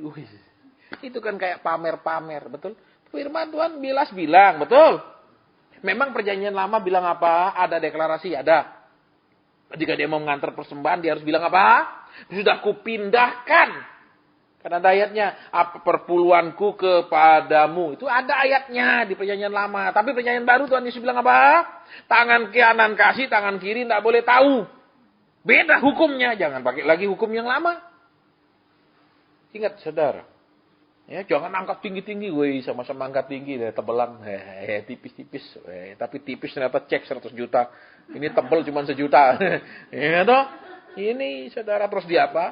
Yang paling banyak ditulis di atas itu kan hanya mengangkat ego orang untuk nyumbang lebih banyak. Ingat. Ya, jadi besok pun kalau saudara-saudara melayani, ingat, tidak boleh menekan-nekankan perpuluhan. Ingat, dasarnya 1, takut kurang. 2, tamak. Kalau takut kurang, wajar, manusia penuh kelemahan. Kalau tamak, sudah jahat sekali hatinya. Ya, tapi ingat, hamba Tuhan, kan Tuhan sendiri di firman-Nya bilang, lihatlah hambaku itu. Betul? Lihatlah hambaku yang menderita. Betul kata firman? Betul apa ya? Tuhan bilang, lihatlah hambaku yang berlimpah ruah. Gitu? Loh. Saudara baca yang mana itu kalau yang bilang hambaku yang berlimpah ruah? Betul, penyanyian lama menubuat tentang Yesus apa? Hambaku yang menderita. Ya, sebelum kita doa, saya mampir sedikit lagi nih. Tadi teman saya ngirim satu kisah. Seorang guru karate punya 4 orang murid. Guru karate ini kalau mukul orang, kepala pecah, ulu hati pecah, iga patah, tulang-tulang remuk. Karena guru karate. 4 murid. Murid yang pertama, mukul orang, tulang patah. Tidak bisa kepala remuk. Murid yang kedua, saudara, pukul orang, ya bengkak-bengkak. Murid yang ketiga, pukul orang, ya ada bagian yang remuk. Murid yang keempat, pukul orang, tengkorak pecah, tulang patah, persis seperti gurunya. Siapakah murid asli? Yang terakhir. Yang harus persis seperti gurunya. Harus seperti gurunya. Kalau cuma bisa matahin, wah, mungkin dia jurus silat juga bisa matahin. Bukan karate, betul? Iya toh? Bikin bengkak, yang lain juga bisa, pentung juga bisa. Betul saudara? Tapi harus persis seperti gurunya. Jadi, ayo. Sakit ikut Tuhan? Yes. Tuhan bilang apa? Pikul salib. Waktu Yesus pikul salib, dia dipuji-puji, toh, dihormati, toh. Dikasih perdadani, betul? Diapain? Diolok-olok, betul? Ditempeling, diludahi, lengkap. Ya apa ya?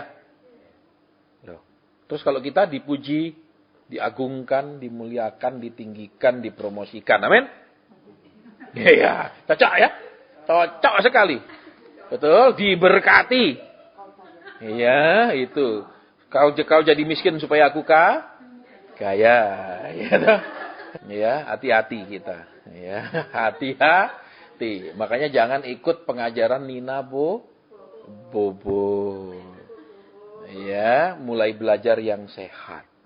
Kemarin seorang teman mengirimi saya sebuah nubuatan. Ada hamba Tuhan yang melihat bahwa Indonesia ini akan dilanda oleh gelombang besar, bukan tsunami secara jasmani, air laut, tetapi tsunami secara rohani. Kemudian di tengah gelombang besar yang akan melanda, dia katakan dia melihat ada orang main papan surfing ikuti gelombang itu. Itulah orang-orang yang sudah dilatih Tuhan menghadapi gelombang. Ya, mereka tidak takut akan gelombang, justru mereka sudah terlatih di dalam gelombang itu. Itulah yang akan Tuhan pakai melanda kota-kota. Zaman sekarang orang boleh pintar ngomong. Kalau tidak ada pemakaian Tuhan, omong kosong. Rasul Paulus bilang di dalam surat Roma 4, yang kusampaikan kepadamu itu bukan karena aku fasih bicara, tetapi aku mendemonstrasikan kuasa roh. Itu bedanya. Harus mendemonstrasikan kuasa roh. Bukan cuma cangkem. Saudara.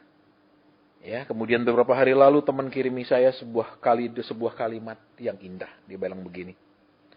Sebuah persekutuan bukan diukur dari jumlah orang yang hadir.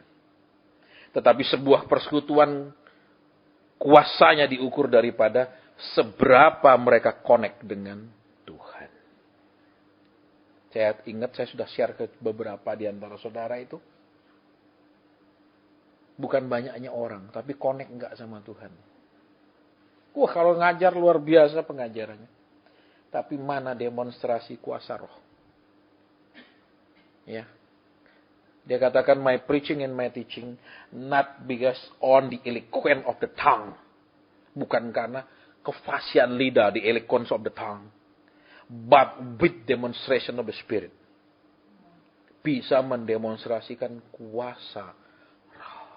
Kalau ngomong tuh semua orang pintar ngomong. Kita akan masuk ke dalam demonstrasi kuasa roh. Mendemonstrasikan, membuktikan kuasa roh. Menunjukkan, memperlihatkan kuasa roh.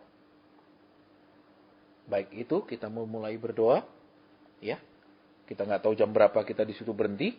Kalaupun ini makanan kita berhenti jam 6, ya ini makanan kita bawa pulang ke rumah masing-masing.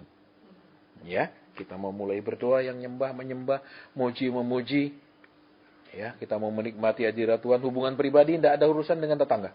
Tetangga memuji, saudara mau menyembah, silakan. Tetangga diam, saudara bermazmur, silakan. Tapi semua mesti buka mulut. Latihan memuji, latihan bermazmur, latihan menaikkan, saudara, kehadirat Tuhan. Ucapan-ucapan yang meninggikan Tuhan. Jangan diem, baik. Kecuali sudah terlatih. Nanti kalau sudah terlatih, saudara diam. Ya, nanti sudah terlatih, saudara cuma diam, rohmu bercakap-cakap dengan Roh Kudus. Nanti kalau sudah terlatih. Ya, kita mau memulai sekarang. Ini mau break sebenarnya, saudara ya. Tapi kalau kita break nanti, momentumnya hilang. Ya, kita masih konsentrasi lagi, kita mesti berdoa lagi sehingga ada waktu yang akan dipakai lebih banyak dari kalau kita lanjut. Ketika tadi Lydia sedang menikmati hadirat Tuhan, Roh Kudus bilang begini. Aku tahu segala kegetiranmu, aku tahu segala kesusahanmu. Aku tahu jeritanmu bahwa perjalanan hidupmu, pekerjaanmu itu sulit. Sehingga engkau bertanya di dalam hatimu, sehingga rohmu bertanya 2 pertanyaan. Yang pertama, Tuhan, aku ini siapa? Yang kedua, rohmu bertanya, adakah aku ini dikasihi oleh Tuhan? Rohmu bertanya, adakah aku itu dikasihi oleh Tuhan? Saya tidak dapat jawabannya. Ya, kalau jawaban pakai akal, percaya engkau dikasihi Tuhan. Percaya engkau berharga di mata Tuhan. Percaya dia sudah mati buat engkau. Itu jawaban cakar PDW. Ya. Dari tadi saya tanya, terus Tuhan jawabanmu apa buat pertanyaan ini? 2 hal yang rohnya bertanyakan. 1, Tuhan, aku ini siapa, Tuhan? Nah, maksud dia tanya begitu pun saya nggak tahu kenapa dia bertanya, aku ini siapa? Aku ini bilang anakmu ya bukan, bilang apa ya kayak apa. Jadi dia tahu apa. Ini yang pertama. Ya, yang kedua, apakah aku ini dikasihi oleh engkau? Jadi ada krisis kepercayaan. Aku ini disayang enggak sih sama Tuhan sebenarnya? Nah, sekarang jawabannya apa? Saya nggak tahu. Dari tadi saya diam, Tuhan jawabannya apa buat dia? Ya, ingat kalau jawaban akal, ya engkau berharga di matanya. Ya, terus apa yang kedua? Dia mati buat engkau, apalagi? Ya, itu jawaban otak, saudara. Ya, saya sudah dari dulu tidak pernah mau pakai jawaban otak. Ya, seperti orang konseling pun saya tidak pernah mau pakai. Ya suami, kasih istri. Terus istri hormat sama suami. Belum tentu masalah hormat sama masalah kasih. Ya iya apa enggak? Bisa masalah ada campur tangan orang tua. Ada masalah dengan mertua. Ya toh? Betul, tidak hanya masalah mengasihi ya. Betul. Tapi nanti akan menjelaskan arti mengasihi itu lewat pernyataan-pernnyata yang ada. Saudara, seperti yang tadi saya cerita yang kanker itu toh. Sudah ditolak, sudah habis sekian besar. Singapura bilang bawa pulang. Tunggu hari mati. Ya, ternyata memang ada beberapa persoalan saudara buat dia. Ya, salah satunya ya yang saya bisa cerita yang tidak terlalu pribadi yaitu saya dapat kata ponaan. Saya bilang, kamu tanya dia apa masalah ponaan?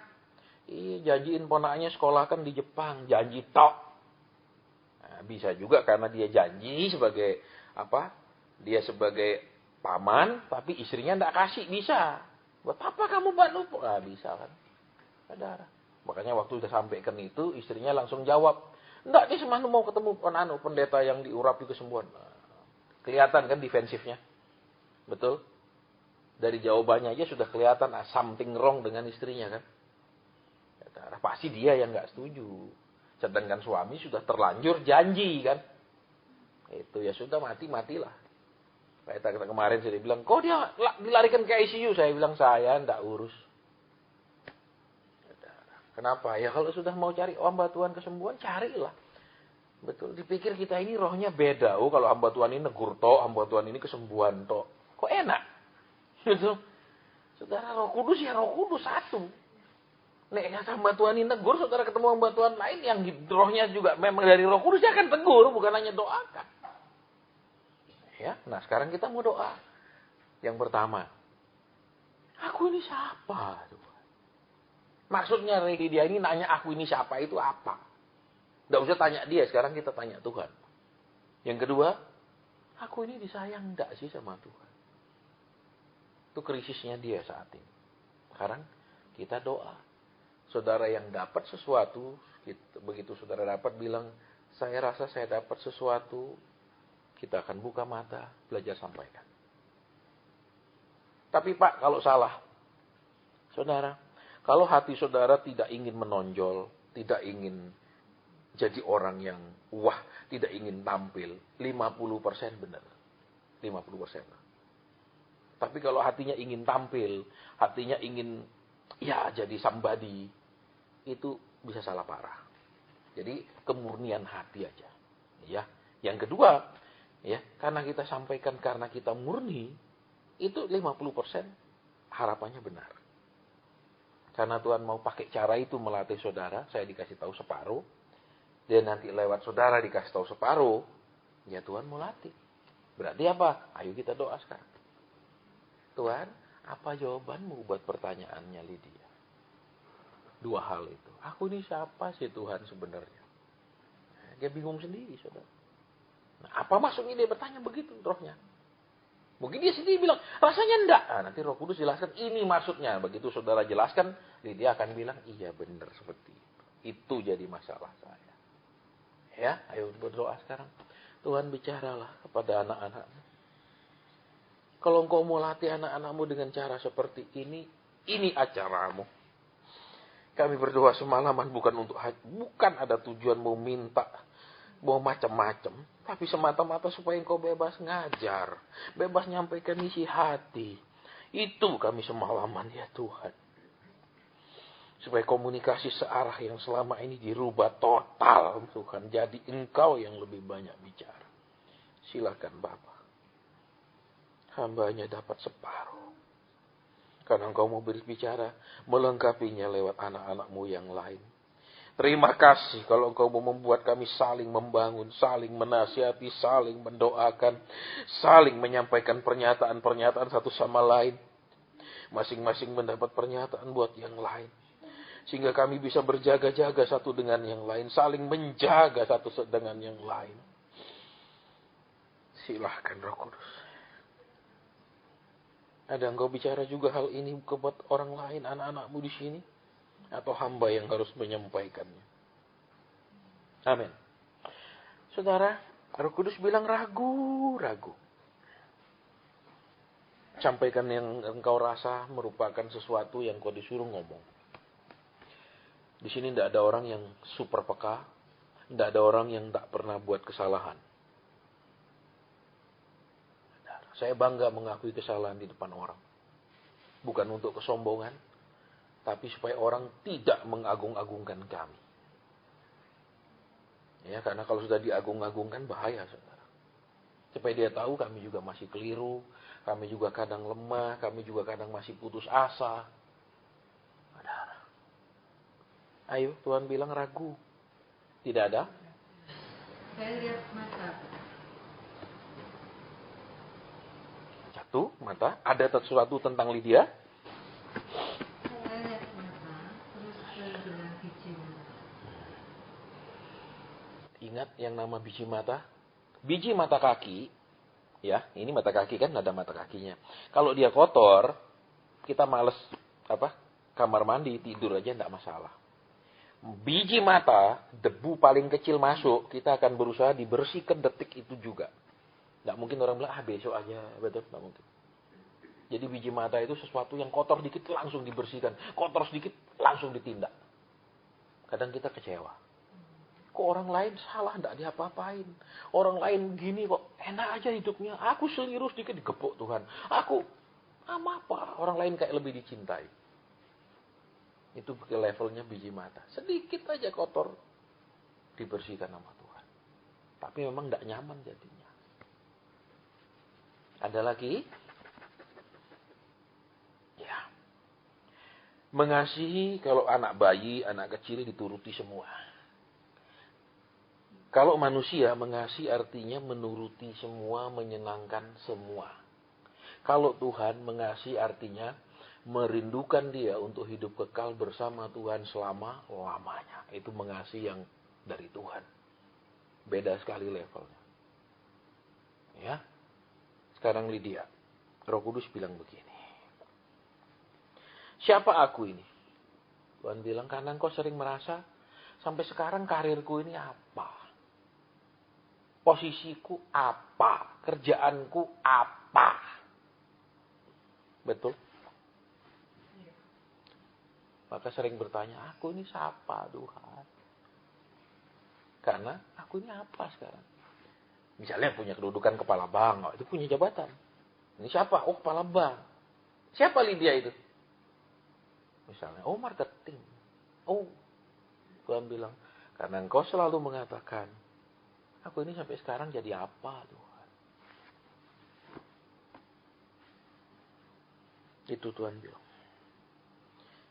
Manusia bisa melihat kita tidak jadi apa-apa secara jasmani. Tapi Tuhan lihat kita menjadi sesuatu di mata Tuhan itu sama sekali berbeda. Nah, ya, terserah kita mau pakai standarnya manusia atau standarnya Tuhan. Ya, terserah.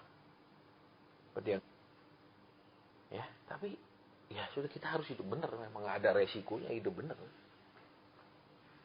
Ya, itu. Oke, sekarang yang tadi yang kedua kan sudah. Bahwa dia dikasihi.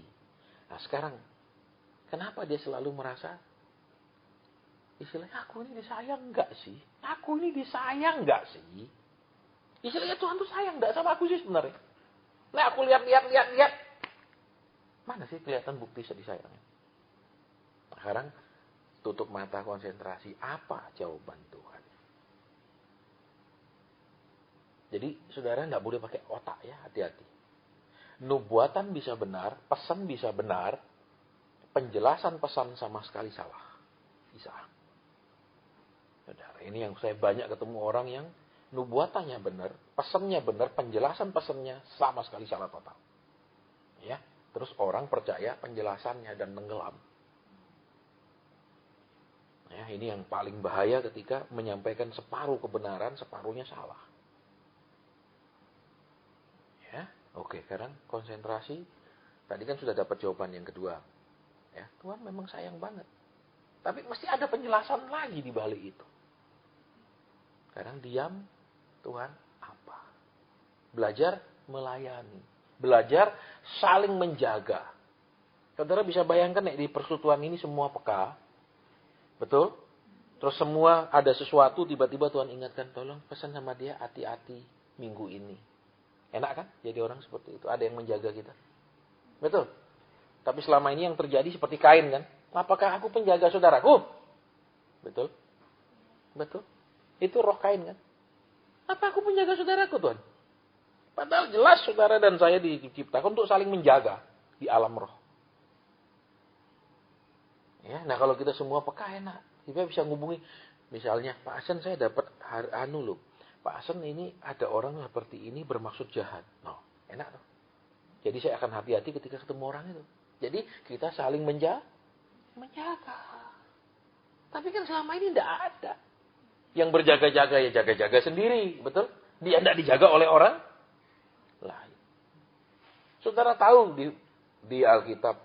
Semua senjata yang ditulis Paulus itu hanya untuk serangan dari depan. Tidak ada dari belakang. Betul? Baju jira itu melindungi depan. Belakang tidak terlindungi. Jadi mesti ada orang yang melindungi belakangnya kita itu. Siapa orang-orang itu? Ya kalau kita sama-sama peka. Waktu doa tiba-tiba dapat pernyataan misalnya, Vin, kamu hati-hati ada tawaran nanti. Itu bukan dari Tuhan, kamu harus tolak. Itu kalau peka, jadi sama-sama saling menjaga. Misalnya si Kevin tiba-tiba berdapat buat saya. Dapat tentang apa misalnya. Oh hati-hati nanti ada gini. Ya. Jadi kan saya dijaga juga sama dia. Nah selama ini kan tidak. Kita sama-sama jaga diri dan menjaga teman-teman yang lain dalam doa. Tapi yang real itu jaga sama-sama itu seperti itu, saudara. Yuk sekarang berdoa lagi. Kita belum break, walaupun makanan banyak. Apa pesan Tuhan? Karena ini masih ada kelanjutannya. Silakan kalau kau mau latih lagi, silakan. Amin. Baik, silakan. Saya lihat bangunan, kayak kamar gitu bilik, tapi kecil. Nggak kayak ukuran kamar ya, lebih kecil dari kamar. Cuma pintu nggak ada pintunya semua, atasnya bolong. Atas bolong, pintu tidak ada. Dari atas baru naik. Oke. Tapi kan aneh loh, bangunan apa ini? Seperti kamar tapi bukan kamar. Tidak ada pintu. Bisa buat berdiri. Harus naik caranya. Tidak nyaman, mau keluar juga naik lagi. Iya, kayak gitu. Roh Kudus bilang, lembaran-lembaran hidup. Lembaran hidup. Lembaran demi lembaran. Yang, ya sama saja lembaran. Ya, tidak ada lembaran yang benar-benar menyenangkan. Tidak ada lembaran-lembaran yang benar-benar memompa semangat karena itu menyenangkan hati. Lembaran-lembaran itu ya dibelalui seperti itu, seperti buku yang ya dibalik selesai. Tidak ada perubahan apapun. Ingat, manusia lahiriah dan manusia batin. Iya. Yang besok berurusan dengan Tuhan itu manusia batiniah, karena manusia lahiriah ini jadi tanah balik. Ya, dia akan berurusan dengan manusia batiniah, dan manusia batiniah itulah manusia sejatinya kita. Nanti saudara akan bisa mendengar roh orang berteriak di alam roh. Jadi kalau saudara ketemu orang, tiba-tiba saudara dengar ceritanya apa, penderitaannya apa, itu dia nggak bisa lari, tidak bisa tutup-tutupi, walaupun dia tertawa dan tersenyum dan lain-lain. Ya, jadi yang kedua, apakah Tuhan itu sayang aku? Alias, lah ini jodohku piye Tuhan sampai sekarang? Kasare umurku piro, jodohku piye? Sayang tidak sih sebenarnya. Jadi sayang ini bukan tentang masa hidupnya yang banyak kesulitan itu. Bukan hanya itu, ternyata juga saat ini jadi pertanyaan adalah jodohku Tuhan. Ya. Situ. Jadi ada rumah, tapi masuk enggak bisa, pintunya enggak Ya kan lucu, saudara, betul. Terus piye sekarang? Ya, berarti rumah ini harus dirubah, dibobol bentuknya, kasih pintu kan? Betul. Loh iya dah. Loh kalau mau ditempati kan mesti ada pintu. Loh kalau tidak ada benteng pun ada pintu, saudara. Lah kalau tidak ada pintu jadi apa? Gudang pun ada pintu. Nah, berarti sekarang kita doa lagi. Kenapa pintu itu tertutup? Pintu apa? Apa pintu hati karena dulu pernah dikecewakan, tidak bisa move on? Ya toh? Sehingga jadi pintu yang rumahnya ada tapi pintunya tidak ada. Ini kan tidak bisa move on, laki lain tidak bisa masuk. Begitu toh? Bisa ditangkap maksudnya? Salah satu itu atau yang lain. Terus piye? Tanya lagi. Nanti kalau saudara buka di kitab Tawarik, saudara akan bisa melihat Daud bercakap-cakap dengan Tuhan itu kayak apa. Ya kan, sesudah Saul mati, Daud bilang apa? Haruskah aku balik ke Yehuda? Betul? Tuhan bilang baliklah. Terus kemudian Daud langsung pergi. Tidak, dia tanya lagi. Aku harus balik kemana? Tuhan jawab, kamu harus pergi ke Hebron. Ada tanya jawab, tanya lagi, jawab, tanya lagi, tanya lagi. Itu saudara. Makanya butuh kesabaran untuk jadi peka. Butuh kesabaran untuk mendapatkan jawaban. Saudara, untuk melayani pun butuh kesabaran untuk nunggu pesan Tuhan. Kalau tidak sabar, sampaikan aja ayat hafalan. Engkau berharga di matanya. Matanya memandang kepadamu, dia tidak pernah terlembut. Ya, itu orang-orang tidak sabar, saudara. Ya, karena sering kita diem agak lama, nunggu baru dapat. Kalau tidak sabar, ya sok pakai ayat-ayat aja. Saudara hafalkan 25 ayat, 25 orang berderet sampai ke 26, dan saudara sampaikan ulang lagi. Yang nomor 1 tidak tahu, dia tadi sebab itu ulang lagi ayat yang saudara sampaikan. Ya. Kenapa mesti begitu? Satu tanda saudara dan saya rendah hati melayani. Masih manusia, bukan setengah Tuhan. Ya, ini. Kedua, tanda benar-benar kita hamba yang hanya mengatakan yang disuruh katakan. Hanya menyampaikan yang disuruh sampaikan. Ingat, nubuatan bisa benar, penjelasan salah total. Ya, ini yang banyak bikin orang kacau balau, terutama di kota ini. Kenapa? Karena dia kembali tidak nanya itu loh. Langsung nyampe terus dikasih penjelasan Dewi. Misalnya Tuhan mau mengangkat engkau. Terus? Oh iya saya ada nih diterima kerja. Ya itu aja sudah ambil loh. Tanya Tuhan ini atau bukan. Jangan sok pinter saudara. Makanya banyak babak belur tuh kayak gitu. Dan kita biasanya bagian ngurusi yang sudah babak belur. Saya kadang jengkel sekali saudara. Ya, sering kadang-kadang saya mau kasar. Saya bilang kembali kan yang suruh nubuatin kamu sana. Karena kadang-kadang tidak ditanyai jelas. Terus apa misalnya? Ya kamu segera nikah. Iya kebetulan ini ada yang naksir. Ya itu sudah loh. Dia enggak. Ngawur semua. Kadang ini nubuatan separuh benar. Terus penjelasan salah. Ini yang banyak orang kacau. Makanya sekarang yuk sebelum kita break. Tanya lagi. Jadi tetap kita ini masih manusia. Jangan sok super peka. Saya paling berjanji saudara terus terang. Ya, kenapa? Karena itu bisa lebih banyak dari hatinya sendiri. Seperti yang tadi kan. Betul. Aku ini sayang Tuhan. Oh langsung kau disayang. Keluarkan ayat. Betul. Kau berharga di mata. Untuk engkau Yesus mati. Ini tidak ada hubungannya. Tidak ada hubungannya. Kenapa? Karena dia tanya, aku ini disayang, enggak. Ini sampai hari ini jadi apa? Itu loh. Kerja sudah sekian tahun, aku mau di marketing, enggak jadi apa-apa. Saudara. Ya, terus gimana? Ya doa lagi. Itu supaya akurat semuanya dari Tuhan. Bukan separuh dari Tuhan, separuh penjelasan manusia. Yang bisa sama sekali tidak benar. Ya, ini yang saudara dan saya harus hati-hati. Ini latihannya harus akurat, super akurat, saudara. Ya, nilai agak samping-samping itu, kalau semakin jauh, agak samping itu semakin ke sana dia. Ya, ayo sekarang doa lagi. Ada pesan apa buat Lydia? Supaya dia tuntas, enggak terus begini terus.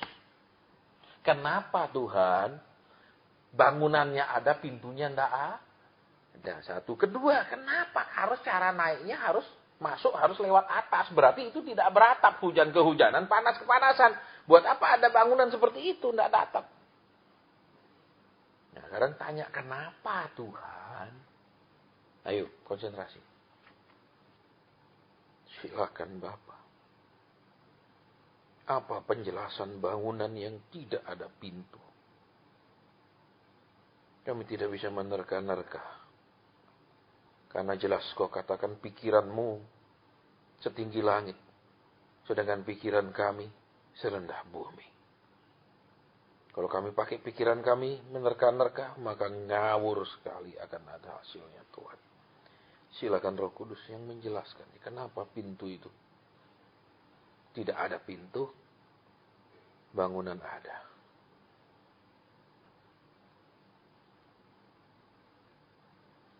Engkau bebas bicara kepada kami semua, latih kami semua. Tolong kami semua.